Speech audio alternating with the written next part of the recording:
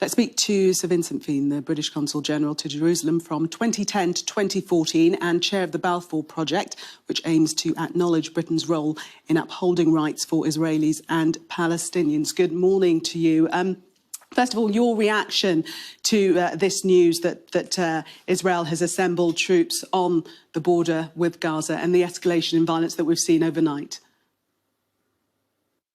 An incursion by Israel into Gaza would be horrific. We're talking about 2 million people, principally civilians, in Gaza, in a space the size of the Isle of Wight, very closely confined. There is no way that a ground incursion could not cause civilian casualties on a scale we have not seen since 2014. So the work must be to dissuade Israel from that act. There will be conversations ongoing between Hamas and Egypt, and Hamas and the UN Security Coordinator, Tor Vennesland from Norway. And on the Israeli side, Joe Biden is already involved. He has, as you've said, sent his emissary, Hadi Amr, to the region. Let's hope that people can draw back from the brink. What, in your estimation, needs to happen now to cease the violence? Because we've had UN Security Council meetings before. They're meeting today, and there hasn't actually been much concrete advancement. So what really needs to happen?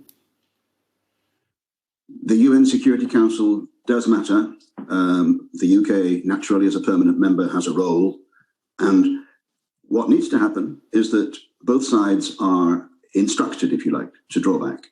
Now, that's very difficult at this point. And I have heard Prime Minister Netanyahu talking about punishing Hamas. The need is to draw back. There is no point in continued violence. Innocents are dying in Israel, in Gaza. We need to stop it. How?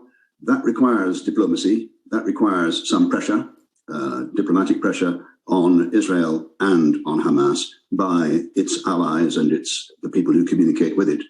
How to do it, it's going to be difficult. But the underlying issue that I'm sure we'll come on to, Gillian, is how do we address the underlying fundamental problem that has created this tension and this violence? And you set the question. I'm going to ask you to answer it. I think, what do we want? We want two peoples, Israeli and Palestinian, to share equality, freedom, democracy, and indeed prosperity. They are neighbours. They will be neighbours forever. Tony Blinken, the US Secretary of State, before this blew up, said back in April that those are the four things we want for both peoples equally. We're not there.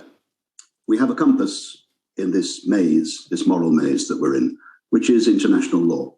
How to make international law stick. At the moment, it doesn't.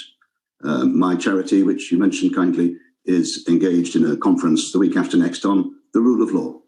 Spotting the difference between international law, which Britain helped to write after World War II, the Geneva Conventions and so on, and the reality on the ground in Israel and Palestine, but particularly in the occupied Palestinian territory where I used to work, and trying to ensure that the conscience of our government and of fellow partner governments in Europe and in the US is attuned to that. What's happened in the past is we've had 3 Gaza wars, 2008, 2012, 2014. And after the ceasefire, there will be a ceasefire, but after the ceasefire, the attention of the world has turned away from that festering, underlying problem of inequality. The issues that cropped up in Jerusalem a few days ago at Al-Aqsa and the evictions from Sheikh Jarrah, they're not isolated incidents. They are part of a pattern. We need to address that. The British government supports 2 states.